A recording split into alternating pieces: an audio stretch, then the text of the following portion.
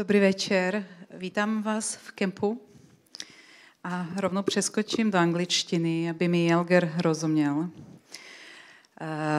Elger, you are very welcome today for this Friday evening lecture. We are happy to have you here. I will shortly introduce Elger.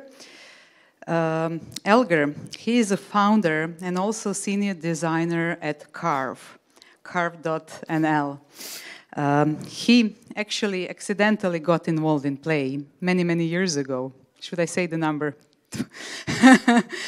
25 years of experience, and he has a lot of things to show tonight.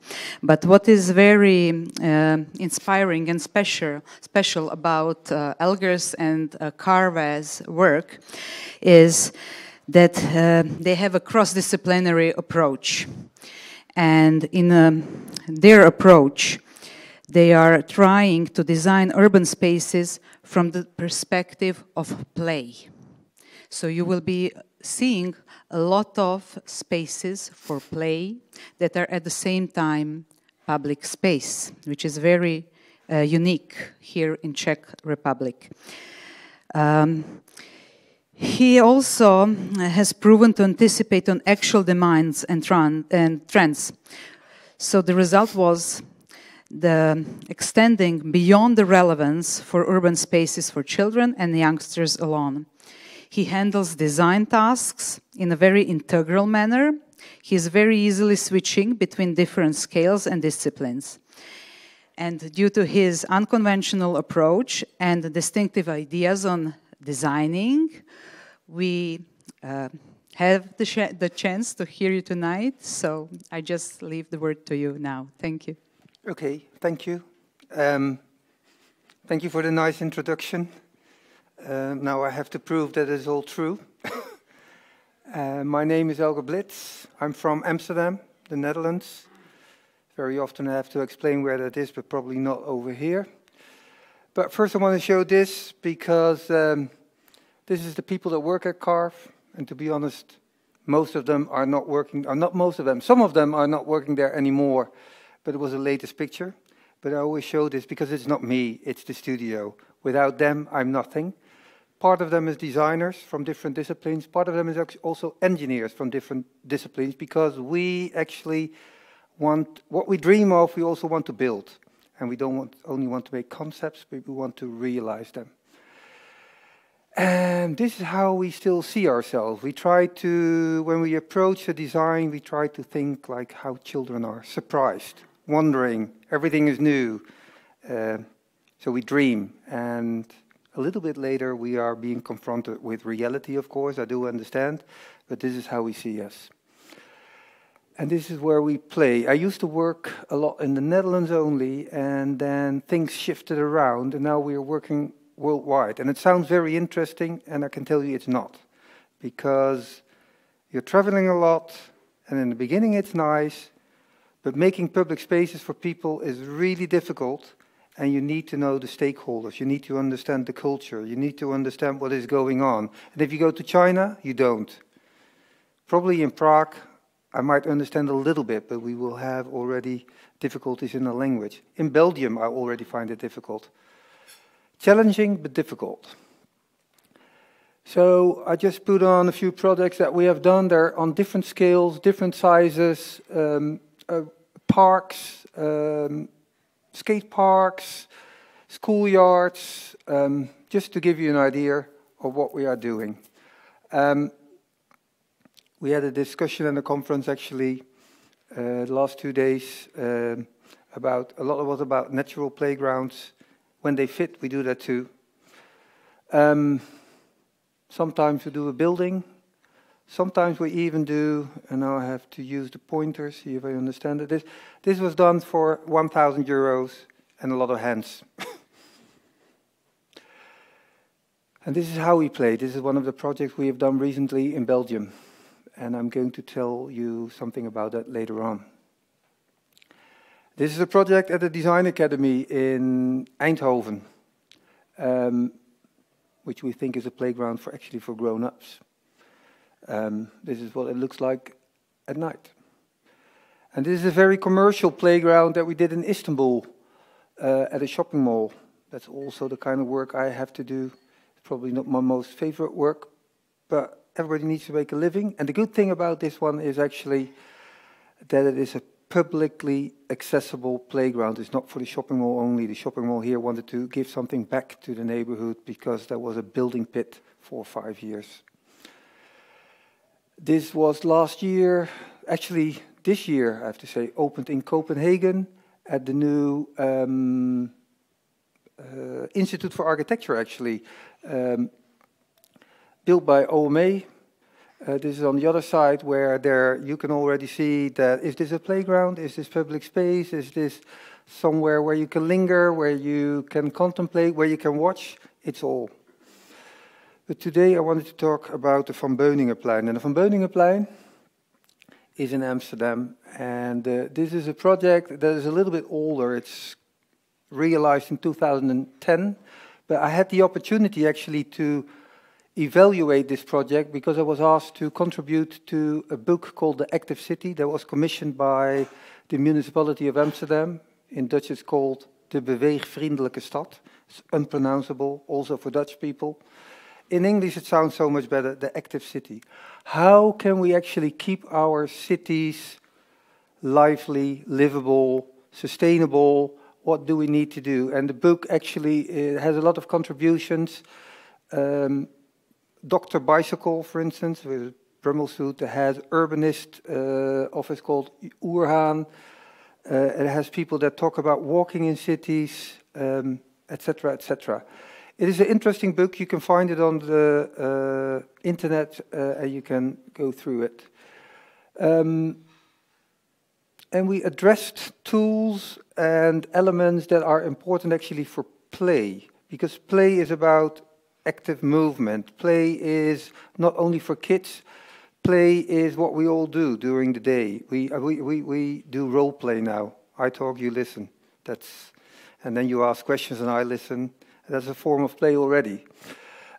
Most important about these spaces is that those spaces were places without borders and that they could be multifunctional.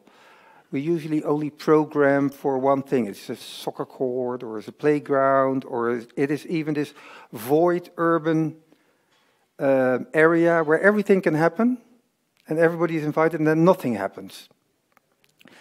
And to understand it a little bit better, you need to know about the active city can only work if mobility is taken care of, and mobility is taken care of in an, I should say, equal way. We all know that cars take up a lot of space in cities. If we would be on bicycles or even pedestrians, we would have much lesser use of space, and we could dedicate these spaces to other activities to make a city more livable.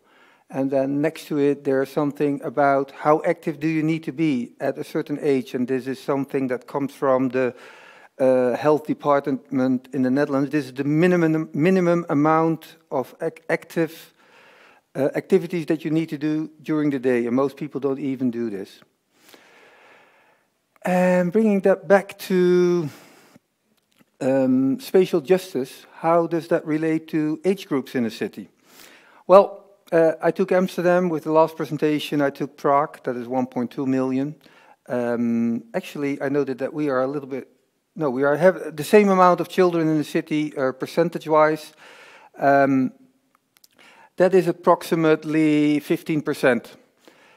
And then in the Netherlands, we tried to incorporate a rule for children and play spaces, and called the 3% rule, and we didn't make it. And I can tell you, we don't have 3% of our public spaces in Amsterdam dedicated to kids. That is inequity, actually. That is really not how it should be. So what can we do potentially about that? And this is what we try to advocate. So the Van Beuningenplein, a journey through history. This is the social housing in Amsterdam in 1908. And they had a playground in the middle. When they designed the urban layout in the beginning of last century, they had these open spaces. They wanted to address also a healthy living sanity, etc. It came after the Industrial Revolution. So light in your houses, running water, etc. And spaces actually to play or have sport activities. Then we jump to the 30s. These spaces actually became very, very actively used spaces, including playground associations. The playground association is very important to have people in a place or in a space. Oh, sorry. This was the clubhouse, and from there was a group of people actually working with children, but also parents went there to have a coffee, and it was like a community. It was like a hub for the neighborhood. And then in the 70s, but we could have said in the 60s as well, cars started to dominate the streets of Amsterdam. And Amsterdam is a very old city, like Prague. There's no space for cars, actually. Probably we even have much smaller streets. Has anyone been in Amsterdam? So you know the canals and you know how small it is. It's almost like, how shall I say? Yeah, it's Venice in the north, actually. So cars, for us that is really a problem. And then it even got worse. In the 80s, we had a crisis. We had an oil crisis. There was no money. It was really, and this is seriously in Amsterdam, nobody believes this, but this was a time when we squatted houses, when there was a lot of turmoil in certain areas of the city. And then I jumped to 2000, and we're still on in the same area, same place actually, the same street, although this one was a little bit more down. And I have to point out to you, we're going to talk about the square that is over here, that you cannot see. And people that live here actually cannot reach it because they have to cross the street. And for you, it doesn't look like a very high traffic street, but actually this is a barrier, this is a barrier. Even the green is a barrier. Nobody knew what was on the square there. And then we made a plan, and I'm going to elaborate on the plan a little bit more. We are thinking about getting the cars out in Amsterdam, dedicate the streets to pedestrians and cyclists. And this was a very good occasion because we were going to build a car park there. But most importantly is actually that this street is rearranged. We've got some private spaces here in front of the facade. We've got a shared space. We've got green actually pointing into the street. But actually, these people are now living on this square here, in this green area, where there used to be a street with only cars. So what does it look like? It's a sports facility and a play area. It has a coffee shop, and I call it the new neighborhood hub. Actually, we are 100 years later from where we started in 1908, and we still have the same thing. It looks different. There's no playground foundation anymore, but if you look good, you see it's the same thing, it works the same. So, because of this book, I had to think, why have we designed the Van Beuningenplein the way we designed it? So I had to go back in my memory and thought, who were my influences? And one of them is Aldo van Eyck, and I noted in the last 2 days that everybody has his local hero when it comes to playgrounds. This is the Dutch local hero. But he was an architect. He built 700 playgrounds in Amsterdam, but he used the playgrounds, and you can actually see it very well. There was a, after Second World War layout plan for Amsterdam, which was based on a very modernist big building block theme. And he and the first Dutch woman planner, urban planner, Jacoba van Mulderen, together with Aldo van Eyck, changed the plan. Instead of making big slabs, they made L-shaped building blocks, so there was an inner court. And in those inner courts, they built playgrounds. And they did that to get, back at that time, we're talking in the 50s, to get the parents, but mostly the mothers out, to meet and to engage through playing, actually, through their children. And then, who's another influence? Constant Nieuwenhuizen, another, of course, Dutch hero, for me at least a hero. And Constant Nieuwenhuizen, but often referred to as Constant, was part of the Situationist International. Guy Debord probably means something to you, but he was the Dutch representative of that, and he worked practically the whole of his life on a city called New Babylon. And this city was built about the ideas that there were no cars, that people didn't have to work anymore, that you could freely move around and occupy and build the city the way you wanted. And that was represented in his artwork, that to me actually look like playground instructions, but they represent a city, New Babylon. And then what else is important? How do we use those urban spaces? And I was always intrigued by William White's footage taken in, or made for a movie called The Social Life of Small Urban Spaces. And I don't know if anyone has seen this, but I can truly recommend, have a look at it. You will be amazed because let your things, people sit on it, people come together, people go through water, and it's just footage of that and other spaces in New York.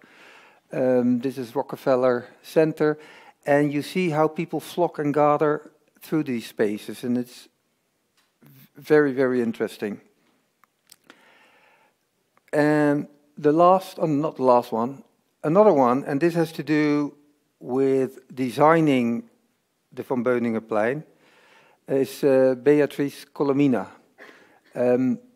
She tells me that, and this is of course not a Dutch, and William White also not a Dutch hero of me, but she says that we look, or we see the world around us in a way that it's presented in the media. That means we already have envisioned a world how it should be. And when that comes down to play or to sports, if I say soccer in a city, you see a cage. If you see a playground, you see the apparatus that you know, that we all know. And for me, this is important because we have a participation process when we do a design in a city. And I actually have to address new ideas where the participants have this vision of how it should be through the media. And then last but not least, Donald Norman, cognitive scientist, and he, I forgot which university in California he is running, but the book, The Design of Everyday Things, and most important, it's he tells me something about that's called perceived affordances. And perceived affordances is comparable to white is not what something is meant for, but what it is in the eye of the beholder. What can I do with this ledge here? Can I jump from it? Can I run over it? Can I think of a game? Where we tend to design for a function, and you can turn it around and say the form actually evokes the function. So then we go to the Van Beuningenplein, the design. It's always good to know where you are. Some people know Amsterdam. This is the old canal system. And then these parts here are the 19th century layout of Amsterdam. And the Van Beuningenplein is in this part that is the early 20th century layout. And then these are all the new areas after the Second World War. So we are in an area beginning of last century when social housing became important in the Netherlands. And to be more precise about the area, it's an area that at that time when I had to design for it was not really gentrified. It started. And there is a line here, and this was the demarcation line. Here we had lower social income and people from different ethnic backgrounds. Here there was students moving in because it was affordable. Nothing is affordable in Amsterdam anymore.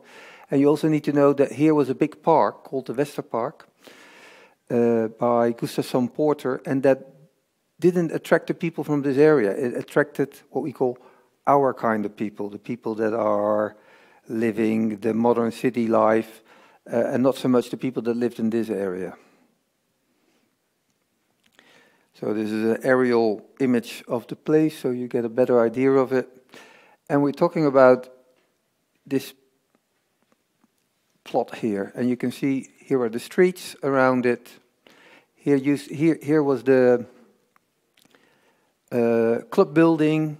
This was the playground, and this was a soccer court.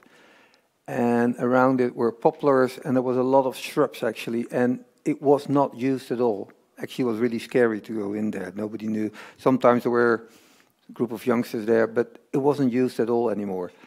And then you have to change this and have to come up with a plan. And actually, the people that lived around, they didn't want to change anything because they had the idea they lived in the forest because that's what they saw. They only saw the trees.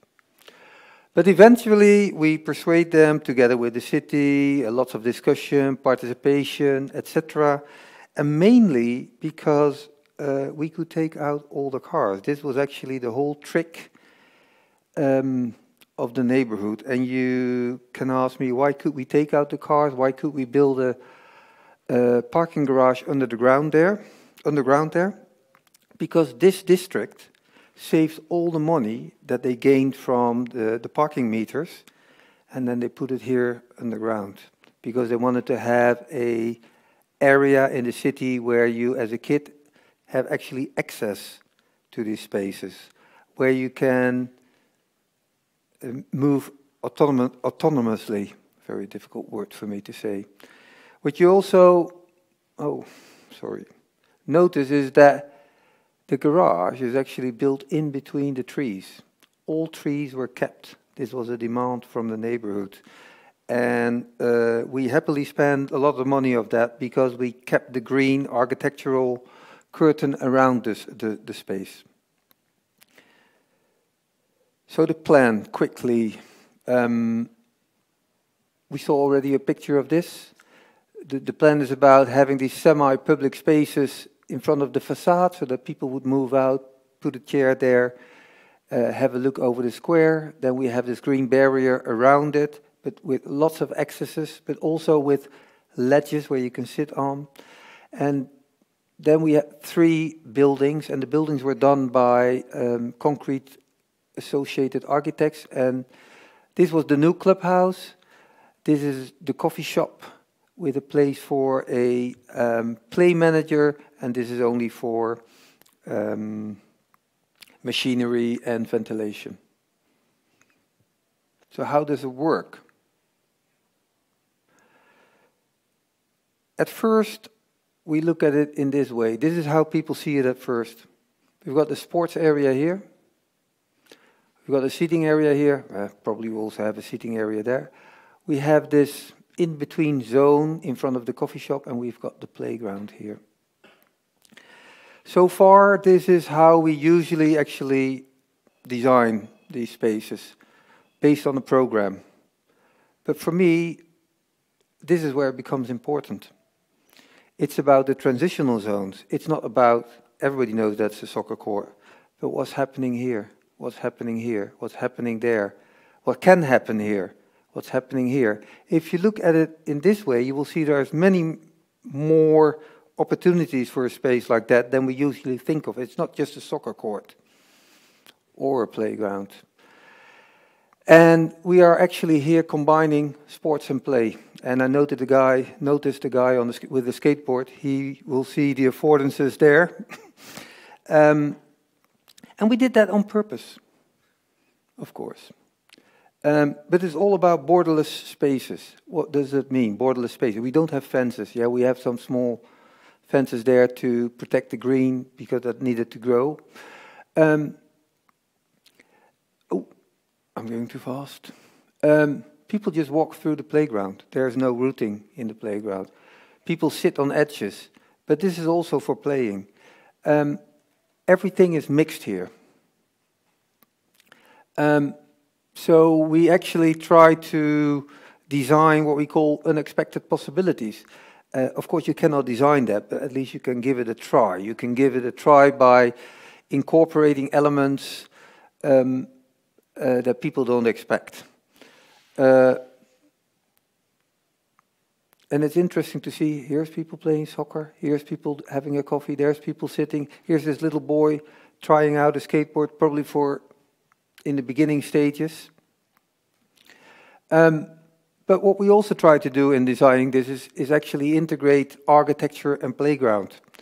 The trellises, I quickly have to go back actually to the plan. The buildings are actually stretched over the square, and they became trellises, and they divide the space on a different height. They divide it into rooms, actually.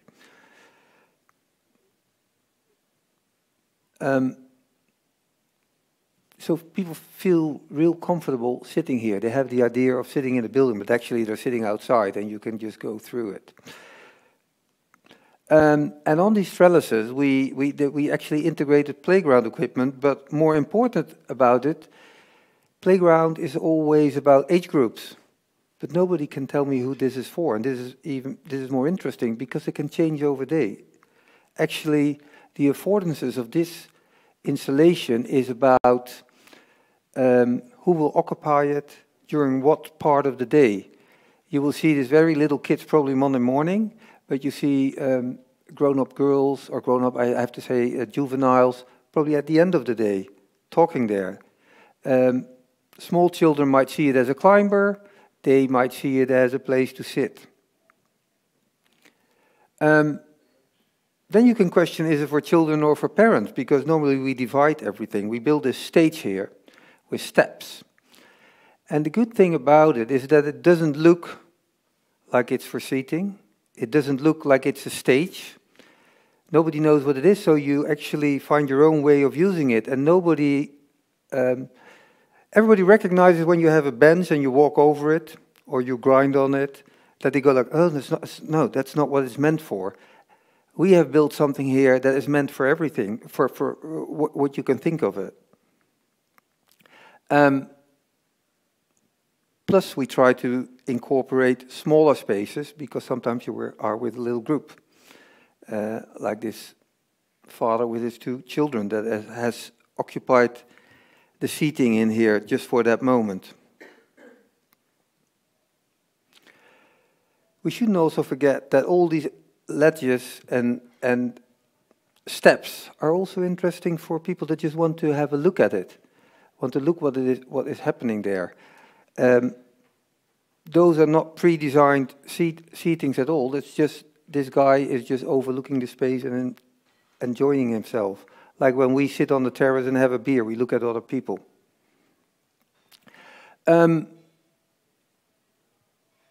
This one says skating or basketball. This is obviously a very professional basketball player that has found his time slot here.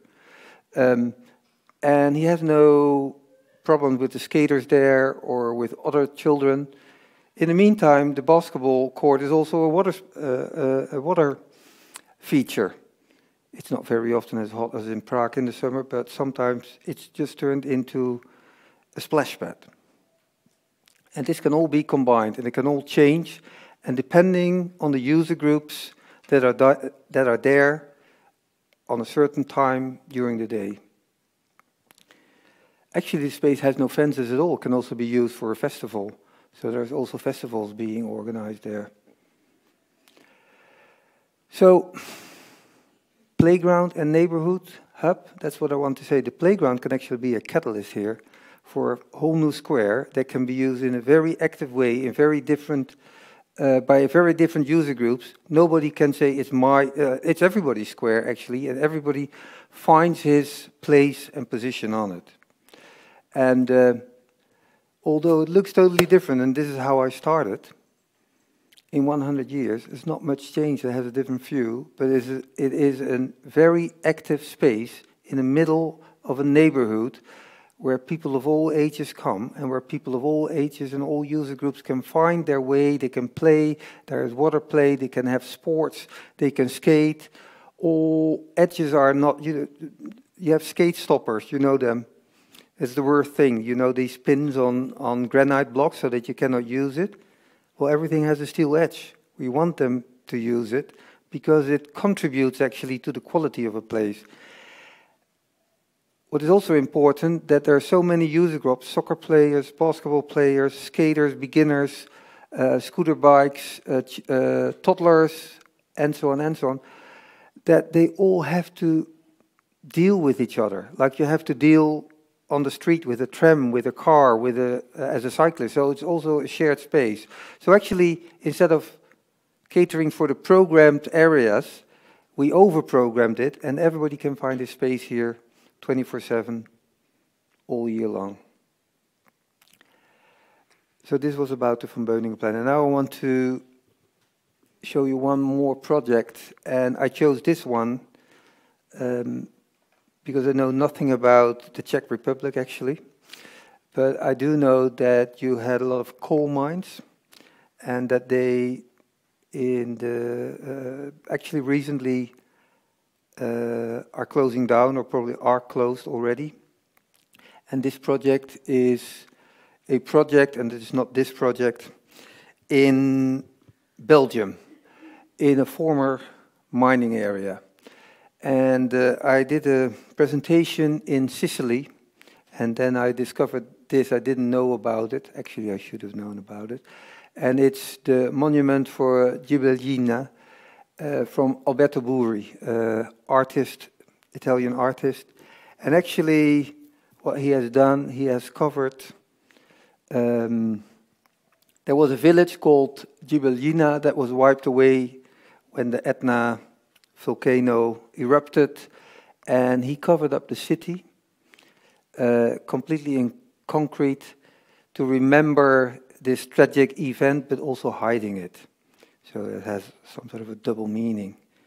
And when I thought this, I always thought there's always someone that has done a project that is even bigger than we have done, and none of our ideas are actually new. Although we try to give it a new meaning. And so that relates to this project, and this is called the B mine. Actually, there was the A mine, the B mine, the C mine, so it sounds nice, but it has nothing to do with the English saying it's mines. We did this together with Omgeving, a Belgian landscape firm. And what is the different meaning? This is remembering and celebrating a once lively place with concrete, because the coal mines were a very lively place. It was lots of social binding there. People that had to go to the mine, they were under the ground, very deep, very dark. They had to rely on each other, so there was a very, very strong bondage actually in that village or in the mine.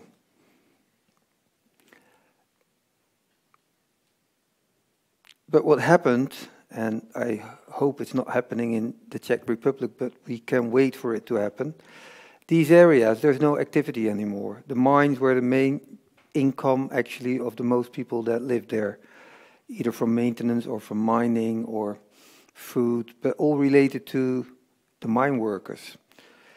So, oh, this is to show where we are. I always do that. I forgot this slide. This is Amsterdam, and this is the Belgian border. We are both two very small countries. But we're talking about this area here.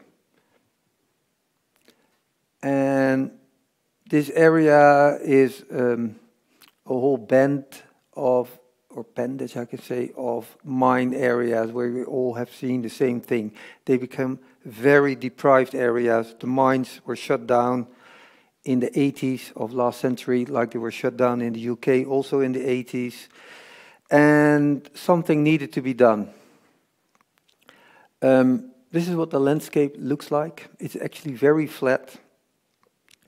And it's also very interesting to know that none of these mines ever was financially successful, but every village needed to have a mine because that was the new gold at that moment, the black gold.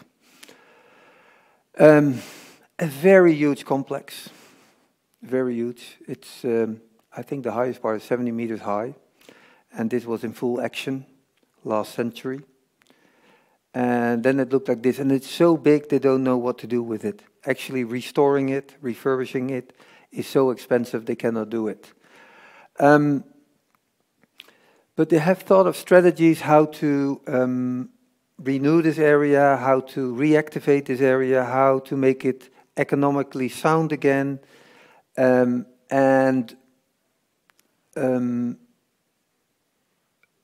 of the things that they considered cultural heritage of this mine area was actually the slag dump of the mine. This is all the rubbish that came out of the mine's shafts.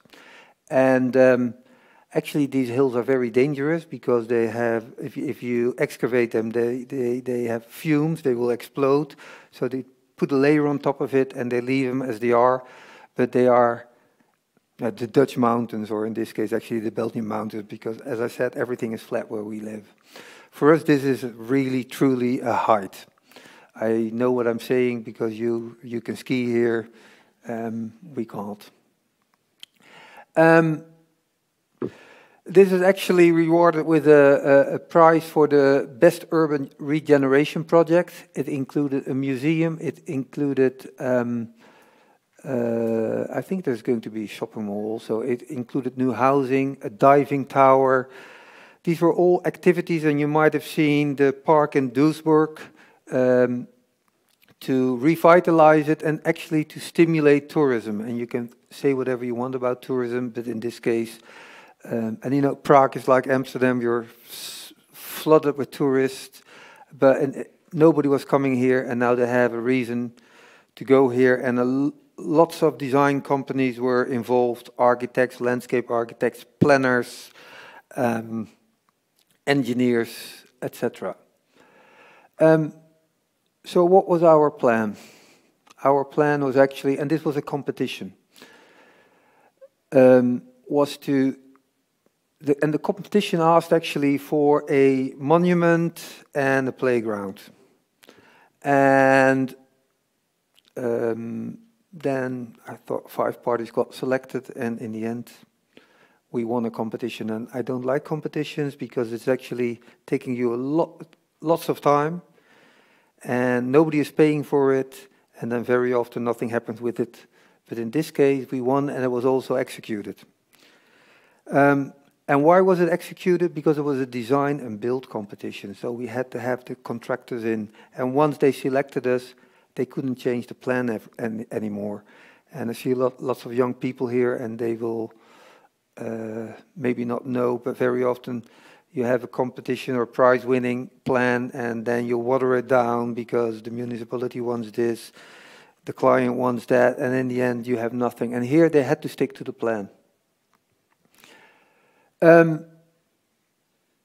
So this is what we presented, and we said it's a playground. And of course that needed a little bit extra explanation, but once they understood it, they gave it a go-ahead. And you might ask what all the wooden sticks are for. Actually, the whole playground is only built about the profile of that slag dump. It's nothing more than a slab of concrete that follows that line. And to even enhance that, we put in all these wooden sticks that refer to the wooden beams that they use to brace the shafts of the mine. And this area used to be known for pine trees, but there are no longer pine trees in this area. But that was another part of the industry that came with the mining. And this is actually the reality. It looks pretty close, actually. And old miners can engrave their name in these poles. So we actually hope that they go out there and point out this pole to their grandchildren and tell the story about the mines. So I'll bring you up to the top. And we built, I can call it a stairway to heaven. But it's this journey to the top. And the journey to the top of this mountain actually is the synonym for the journey through the mine shafts, because that was really strengthening. You had to go far, and it's really high. It doesn't fit any standard when it comes to public stairs or to playgrounds, but saying that it was a landmark was enough to make it possible. And you see what is happening. Families are taking their kids up there, over the stairs, and then you reach the top. And it's, on the top there is something we call the coal square. Because we didn't put a monument on top, because we could never win from the height of the slag dump already. You can put a statue up there, but it will be nothing. So we thought, let's excavate it, and once you're down at coal level again, you only will see the sky. I don't know if any one of you knows Turrell, James Turrell. His artwork is based on looking to the sky. So actually, when you're standing there, you're hovering at a height and you only see the sky, but it gives you a very, very strange feeling. There's a slag dump next to it, a little bit higher. But this terrain also can be used for festivities. And we had little signage there and markers, because a mine, the only thing you see of a mine is actually the buildings, the lifts that hoist the people in and out. But interestingly, it is that the shafts of those mines, we are here, they go more than 10 kilometers away from where you are. It's very, at a depth of 200 or 400 meters underground. It's so unbelievable that you have no understanding of it at all. You only see the building here, and then there's a complete network underneath the surface of this area, and we try to actually explain that through that signage. It shows where it is, and further down there is this old picture that shows all these shafts. And you cannot see them in the landscape at all. They are not apparent, so we wanted to make that visible. And then, of course, we had to build a playground there, because that was the intentional question as well. And I'm zooming in because the playground is at those squares. And based on the steepness and the inclination of this hill, we thought of how can we turn this into a playground. And what should we do in the playground? And actually the playground is also built about the journey, that it takes strength and time to climb to the top as a parallel to being under the ground. Sometimes people need to help other people to go up. And there is also a big slide in it, but it all refers to what people experienced when they were working in the mine. And this is, you've seen this picture before, so it's not a surprise, this is a reality.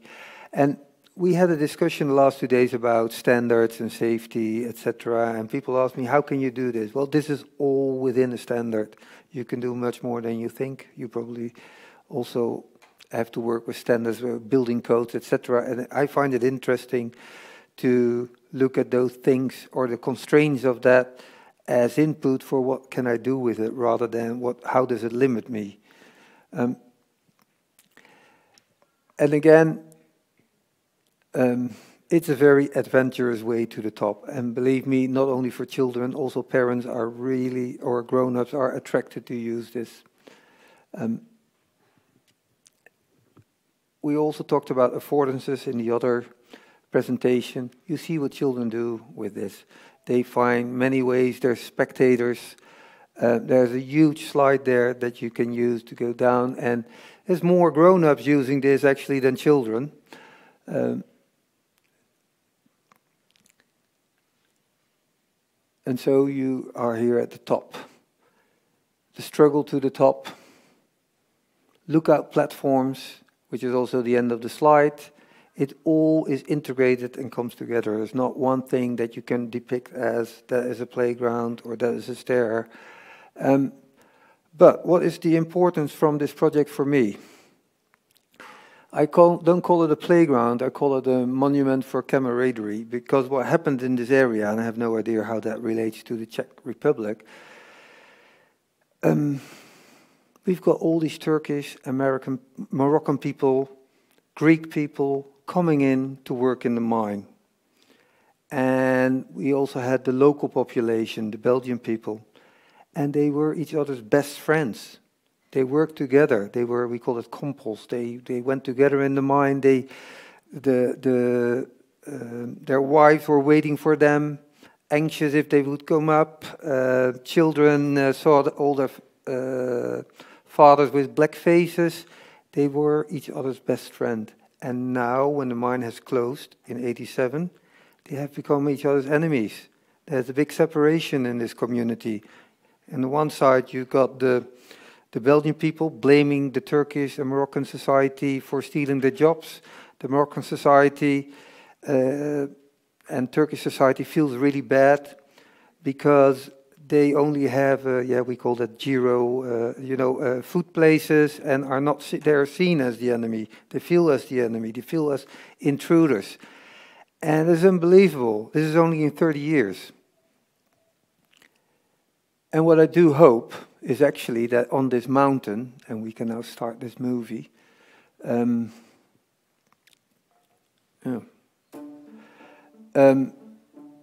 They will meet again through each other's children so that they become a community again, because children don't make a difference between their ethnic backgrounds.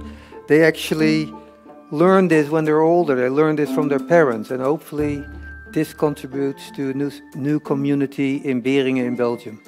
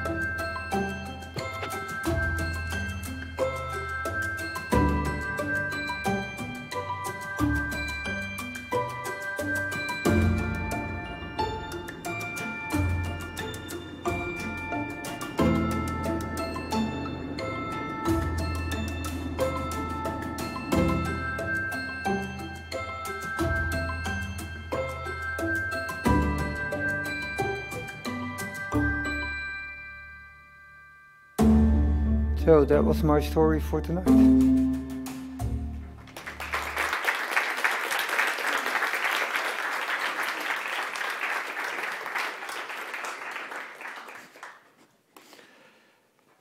Any questions? And please don't feel shy.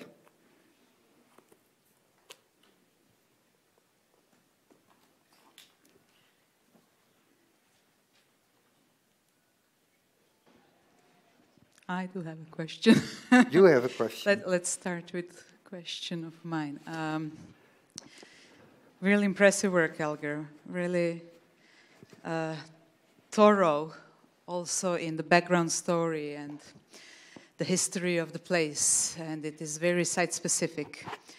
I have maybe two questions. One is very simple. I'm interested in the materials of all of the surfaces, because what you actually see is concrete, but there were other materials, the black, and also I'm interested in the ground, which was stiff. What did you, was it just sand and ground, or was some other materials on the slope? About the yes. mine? Okay. B mine. Yeah. That's the first question. Okay, so what you see is mainly concrete.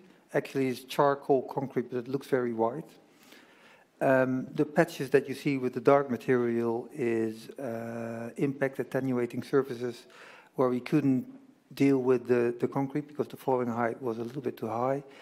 And the rest of the black material, what you see is water-bound granule, actually to mimic the slack of the coal that is still there, because as said, you cannot excavate that and use it, because then the whole thing will fume and gases will appear.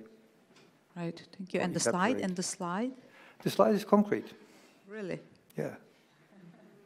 About the slide is interesting because the inclination is not enough for a slide. So we had to find ways not digging into the hill and make it slidable, and everybody was afraid that it didn't slide, and it slides actually way too hard. And so, and the other question is referring to the social impact of the place you were mentioning. So in the area, all of these different cultures still do live. Yes. And the playground is the place that is... That's what I hope. I can only, this is my story that I give to them, and hopefully that happens. But of course, I cannot enforce that. And how many time passed till the opening of the space? This opened 2 years ago. 2 years ago. Yeah, and it's very, very successful from visitors. I don't know about the things that I told about the society. I recently met with Jan Doeden, who is the director of Jan Boelen, I'd say, from the Design Academy, and he is from this area. I didn't know him before, and he told me the same story. And he was actually working, and he's a artist himself, on building a train track connecting all these neighborhoods again. So it's something that is very alive. Everybody has noticed that this is happening there, but they haven't found ways to deal with it. Thank you, Elger. Já se otočím zase na publikum. Magdi. Hello. Okay. I wanted to ask you if there was some cooperation with the inhabitants, like in all the people from different countries, like if it was the part of the competition or... No, unfortunately not. No. So what I did, I just went through Beringen a couple of times, and this is what I experienced there. And I have to be honest, and because I knew about it, because I have read about it, and it was true. And I also experienced the same things in and around Sheffield a couple of years earlier when I was on an architectural trip.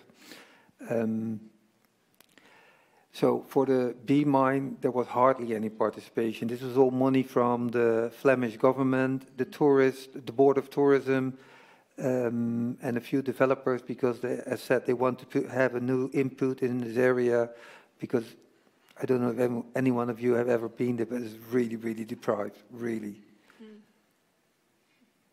Then for the Van Beuningenplein, there was a lot of participation, endless participation.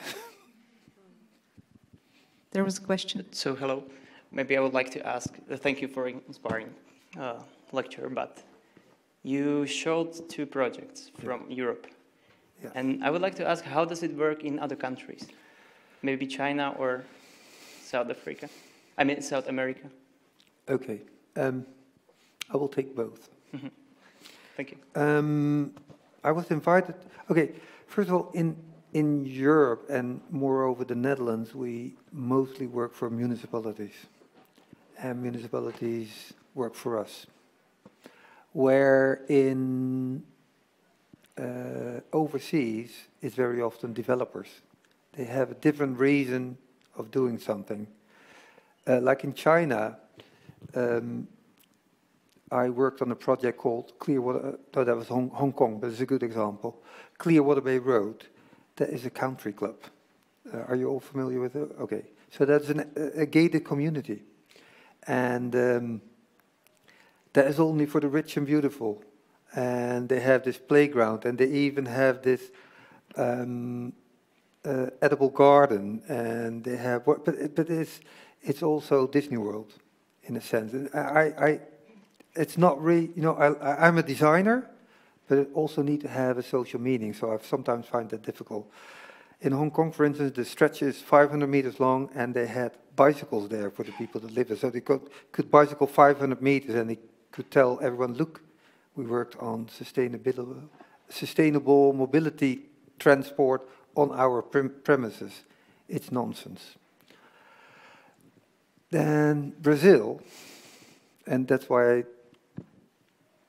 choose this one, and everybody knows that Brazil is a very, very violent country. Any one of you have ever been to Brazil? Okay. People, oh, you have. Oh, you know, like if you have a little money and you can afford a reasonable car, you buy a cheaper one because it gets carjacked. Nobody wants to show what they have. They live inside a house. It's complete. Also, private houses in residential areas have big fences around it because it's very violent. And I was contacted by a developer that wanted to build the first non-gated community in Pelotas. And he wanted to express his social feelings through a playground, so that's how I got in contact with him. So the first sort of sculptural statue that he built in the middle of the park, because he started with the park and then he started with the housing, was the playground. But we also helped them with mobility, to get the cars out, to keep the cyclists, cycle lanes in the right position because they didn't have experience with it. And it's supposed to be a success because he recently called me again. Then, so the tasks or the questions are really different. Then, of course, my niche is always playing, and that is worldwide the same. I never have to explain anything to a kid. They totally understand that that is playable.